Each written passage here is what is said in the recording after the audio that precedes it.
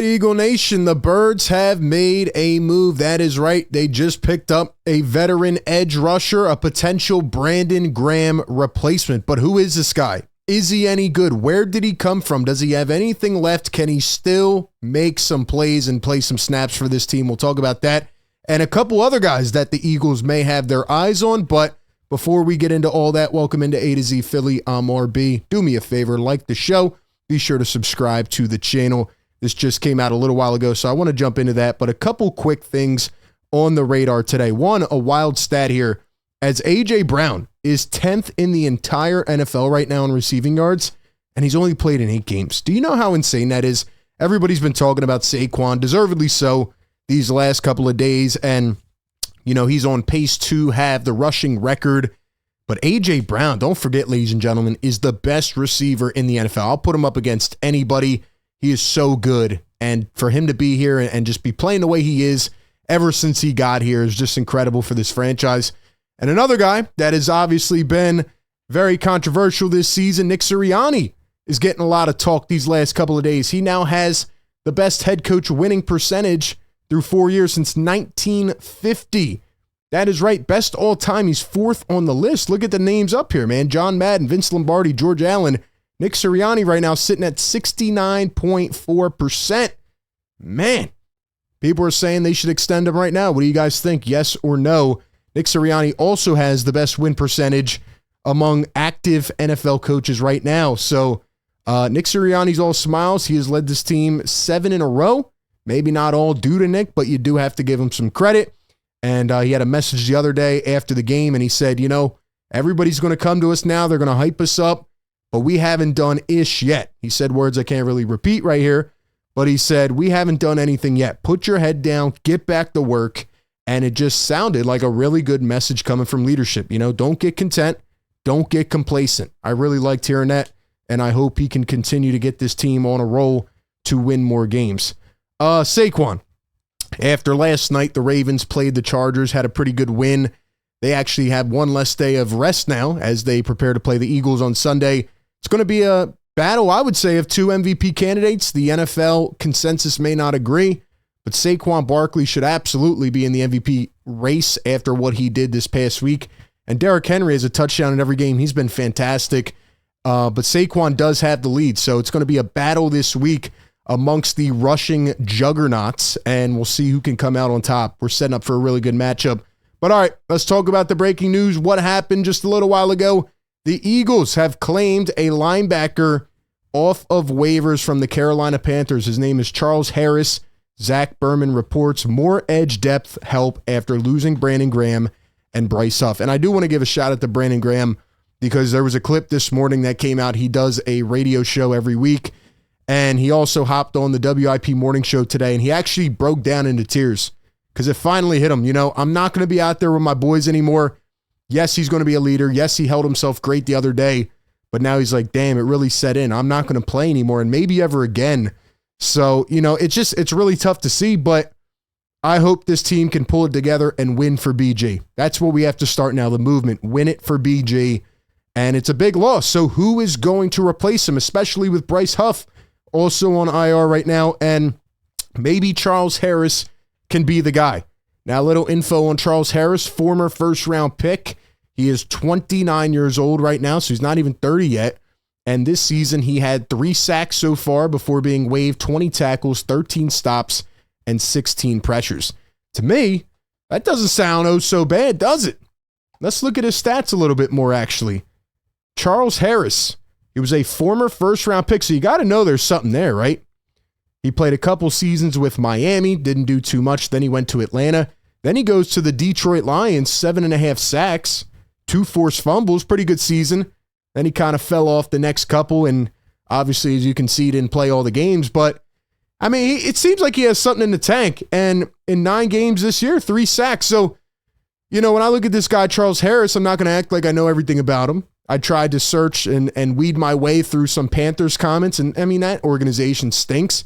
But, you know, they were saying, hey, this guy actually can play a little bit. Maybe they are just trying to get rid of some of the odds and ends so that they can go full tank, try to get that number 1 pick. So maybe that's why they got rid of him. I mean, I don't see a reason to just cut a guy who has 3 sacks, especially for a team that doesn't have a lot of production on their defensive line. So Charles Harris, to me, seems like a decent pickup for a guy that you get for essentially nothing. You pick him up off waivers. And I like the fact that Howie Roseman struck right away, because as soon as they reported that the Panthers had picked up a cornerback and waived this guy, you know, a lot of the NFL reporters were like, hey, keep an eye on this guy. This is a guy to watch for some teams out there. And Howie Roseman swoops right in like he always does and puts in a waiver claim and picks him up. So shout out to Charles Harris. He'll be on the Philadelphia Eagles. You know, again, he's not going to be the star of the team. He just has to maybe rotate in, maybe come on in with the second line and play some valuable snaps. Eagles are going to need some production from that edge. I mean, Josh Sweat is obviously doing his thing right now. Nolan Smith has assumed a bigger role, but with BG and Bryce Huff out right now, they need bodies. So hopefully Charles Harris can be the guy. But who else could they potentially go out and get? Well, the Detroit Lions also have released a pass rusher, James Houston. Houston had 8 sacks as a rookie in 2022 for the Lions, but he has been in and out of the Detroit lineup since then. And in addition to that, NFL Shock page here puts this out. James Houston has the film to back it up, talking about his 8 sacks. Playoff contenders probably heed caution considering that he just got cut by a Super Bowl favorite, which I do agree with. But rebuilding teams should be all over a young pass rusher with NFL production. He just turned 26. So could this be another guy that the Eagles go out and try to swoop in and get? I don't think they're going to make another move unless like a glaring name comes out, like one of these bottom feeder teams just cut dead weight and get rid of a guy. But, you know, I will say that there are some guys out there now in the mix. Would I mind a move like this? No, I just don't see it really possible for Howie Roseman. But a lot of people are starting to bring up the Eagles, you know, as they do with a lot of these free agents or guys that are hitting waivers, just because they know that they need depth. But I do agree, if the Lions are cutting him, why would, you know, another team go out and get him, right? Like, why would they get rid of him? Dan Campbell talked about why it didn't work out with James Houston. Quote, "We had James up for a number of games, just never quite worked out. Wish him the best of luck. Sometimes you just need a fresh start, and this couldn't be great for him." Well, Philly would be a nice fresh start, wouldn't it? I just don't see it happening. Lastly, another player that people are tying to the Eagles today, Shaq Barrett, who retired this past offseason, had some off-the-field tragedy, and I do, you know, feel for this guy and his family for sure. But apparently he said today on the Up and Adams show that he would be willing to come out of retirement for the right situation. Now, I do want to say he emphasized the right situation. Didn't sound like he really intended to come back, but he was just saying, like, you know, if the opportunity presented itself, and I mean, Shaq Barrett's a guy, I think a couple years ago, he had like almost 20 sacks. Like, he is a guy who can move all around, and he's 32 years old, but he's got a lot of experience. He is a couple-time Pro Bowler, really good player.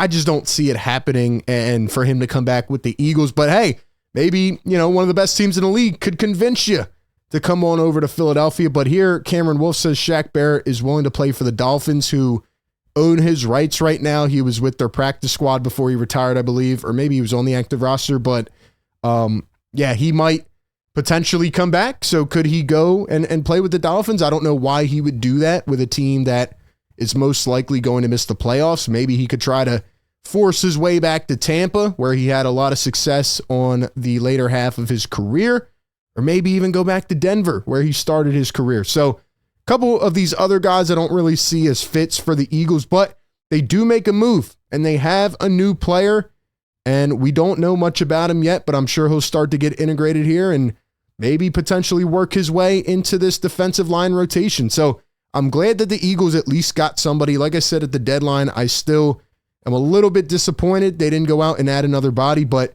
now they have a guy who may have fell right into their lap. Appreciate everybody for tapping in. Big one coming up on Sunday.